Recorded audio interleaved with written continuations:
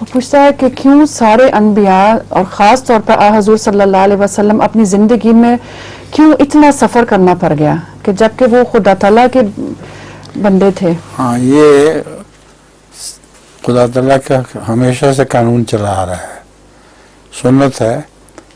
جب بھی اللہ تعالیٰ کی طرف سے کوئی نبی آتا ہے، رسول آتا ہے، تو ضروری ہے کہ لوگ اس کی مخالفت کریں اور ان کو ماننے والوں کو تکلیفیں دیں. اس کے نتیجے میں جو خالص ایمان والے ہوں وہ اس مصیبت کو برداشت کر کے پھر بھی گزر کے جاتے ہیں. تو سچے لوگ صرف رسولوں کے گرد اکٹھے ہوتے ہیں. اس کے جزا تو اللہ تعالیٰ دے گا ان کو، مگر جتنا بڑا رسول ہے اتنی اس کو زیادہ دکھ دیے جاتے ہیں. حضرت صلی اللہ علیہ وآلہ وسلم کو دیکھو کتنے بے شمار دکھ دیے گئے. وہ اس لیے نہیں تھے کہ اللہ تعالیٰ ناراض تھا، بلکہ اس لیے کہ اللہ تعالیٰ کو زیادہ پیارے تھے. لکھا بھی ہے، سنائے. Doctor, I keep thinking people are ignoring me. Next patient, please.